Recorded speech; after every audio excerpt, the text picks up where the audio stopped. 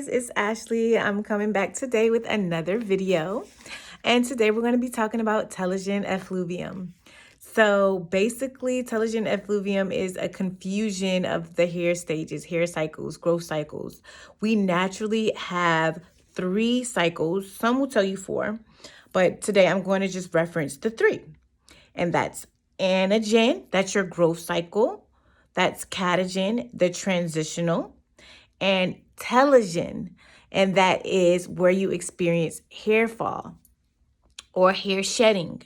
Okay, and at any given time, 90% of our hair is going to be in the anagen growth stage, and 10% of our hair is going to be in the telogen or falling, shedding phase. With telogen effluvium, what is happening is more of our hair follicles are going through the telogen stage, and less of our hair is going in that anagen or growth stage. Okay, so anytime that we're experiencing more shedding than we are hair growth, or we're experiencing shedding and it's not replaced with hair growth, you're going to see a noticeable thinning within your hair.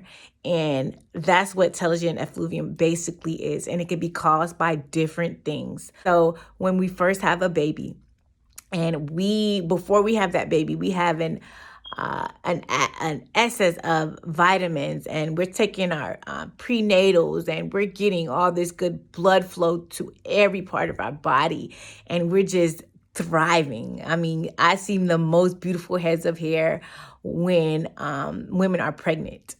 Me, myself, my hair grew so long when I was pregnant. More of our hair is in the anagen phase or stage of growth. So a lot of the hair follicles are not going into the telogen phase where we're experiencing hair fall. It's just anagen. So it prolongs that naturally occurring period. When we have our baby, when we go ahead and push out that big head,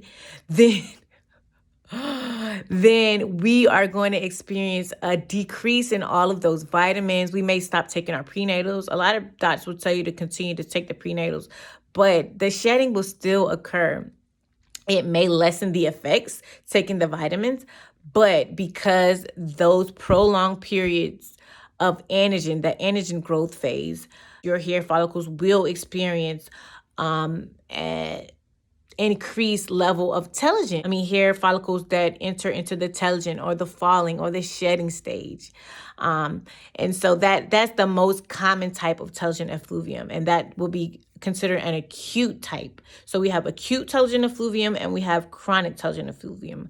Among the other types of acute, it will be poor nutrition, poor diet, not getting the vitamins that we need. So that being zinc, vitamin B, biotin, iron. So if you're not getting those, or if you experience like a major weight loss, like really quickly, really abruptly, then our hair will go into telogen effluvium, because it's like going from getting all these vitamins, getting all these things, to not getting, to having a lack of those vitamins. And so our hair follicles go into shock. Another acute type.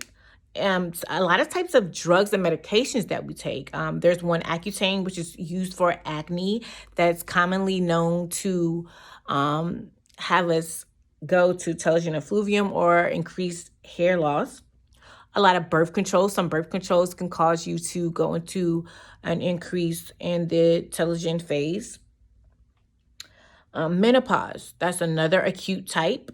With the acute types, your hair will naturally begin to grow back, reduce, or once your body goes back to normal, then you will experience normal hair growth. 90% being in anagen, the growth stage, and 10% being in telogen, the falling or hair shedding phase. And the natural balance that occurs within those hair follicles. Okay, and we have to talk about chronic, right?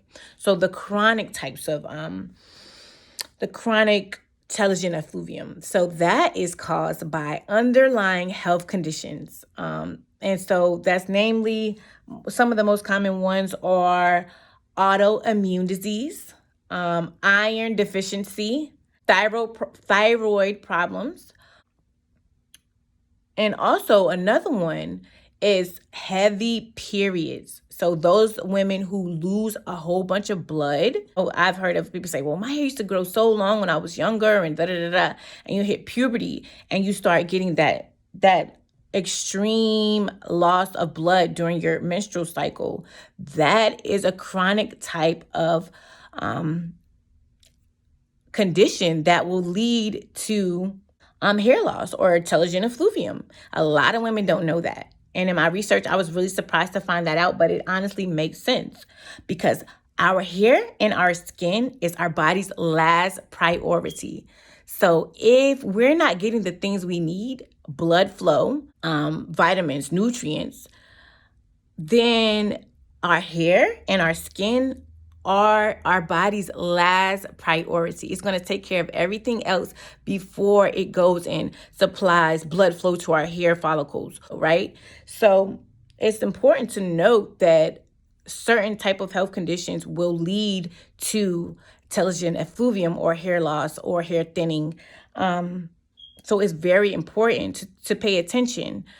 Don't just think, okay, well, it's a product that I'm using. Because hair grows from the inside out. So it's really important that we look and observe our internal environment. What are we eating? What drugs are we taking? There's a lot of older women who take like blood pressure medication or cholesterol or prescribed pills that will lead to hair loss. And I'm going to definitely list within this video, I will list some of the common types. But yeah, from the inside out, our hair grows, right? So we can't always think, what product should I be using? Or we need to think about, are my thyroid levels normal? Are our iron levels where they need to be? Is our body getting what it needs? Because if our body's not getting what it needs, then our hair and our skin will not get what it needs either. It's really important to understand that link. So then I want to go into treatment. So with acute, like I said, with acute telogen effluvium, naturally your hair will just begin to turn back into those natural cycles, 90% anagen, 10% telogen. But there are ways to accelerate that. A lot of women will massage head massages. They're really beneficial, whether you're experiencing hair loss or not. Head massages really promote circulation and blood flow to the scalp, so that will help. Of course, a reduction in stress or whatever it is that you're going through, whatever traumatic event that you're experiencing, that is going to speed up the hair growth process. I didn't mention it, but another type of acute telogen effluvium is extreme emotional distress. So if you're under, say you lost a loved one, or, say it's your last year in college and you're studying for finals and you're extremely stressed. You want to get to this Ivy League school and you're under extreme stress, then your hair can experience telogen effluvium also. That's an acute type. Back to treatment. And a treatment for that would be, therapy or making sure you're doing the things that bring you happiness, making sure that you're letting the stress out, exercising, yoga, hanging out with friends, going to see a movie, things that, taking care of yourself is going to help that growth process speed up. Diet improvement, of course, when we're talking about acute telogen effluvium coming from lack of nutrition or malnutrition. Another way that we can accelerate that hair growth is to leave our hair alone.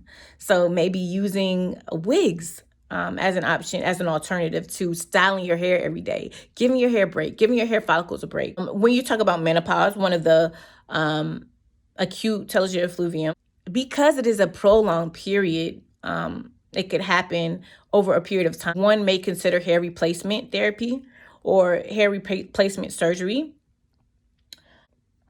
And of course, when you're going through telogen effluvium, if you're going through telogen effluvium, then we definitely want to reduce our heat styling. We would definitely want to reduce the amount of styling, period. Just leaving your hair alone, getting it in a style that would allow your hair to just breathe, and giving good scalp massages, using an oil olive oil, Jamaican black castor oil, and, just making sure that our hair is stimulated and receiving tender, loving care like you want it to go. Treat it like you want it to grow back.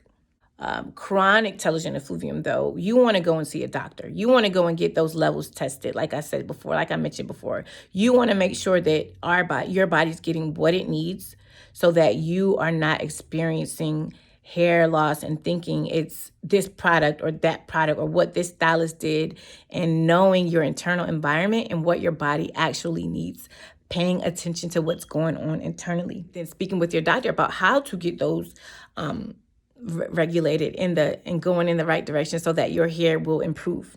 Okay. I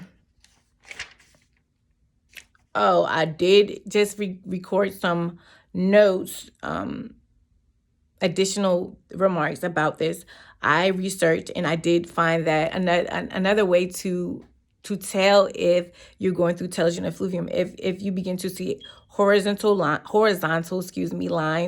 on your fingernails. They're called bow lines. Our fingernails will begin to let us know through those horizontal white lines that our body's not getting something that it needs. Another thing to note is that if you are experiencing chronic telogen effluvium, then it's extra important to get it under grips quickly, or to begin to notice what's going on quicker, sooner than later, because our hair cycles will adapt over time to the growth cycles. So for example, let's say you have an average growth span of 5 years for your growth cycle, right? But because you're experiencing some autoimmune or thyroid problems, then it's reduced your hair cycle. It's caused your hair to turn over every 2 years instead of 5 years. That means your hair has less time to grow longer. So you're going to experience shorter hair. That's the first thing that comes to mind when somebody tells me, okay, well, my hair won't grow past this point. Okay, I start to begin to think your anagen stage of growth has been decreased due to some internal problem. Your body will naturally just adapt if it's an ongoing cycle. And the quicker you get it under wraps, the quicker that your body can readapt back to its natural 5-year cycle, and you may begin to see growth, okay? Yeah, it's really important, guys, to pay attention. Our hair tells us a lot of things. A lot of times we may place our hair over our, actual health. But honestly, there's a link between the two, our health and our hair. What are you eating? What drugs are you taking? Are you getting enough water? Are you stressed? It's those things that we need to focus more so on than the external. Let's go more internal when we think about our hair, because hair grows from the inside out. And that's just a fact. Okay? If nobody told you today, you're amazing. Thanks so much for watching. Thanks so much for watching. I do have to run. Have a good day, and I'm going to see you on the next video. Mwah.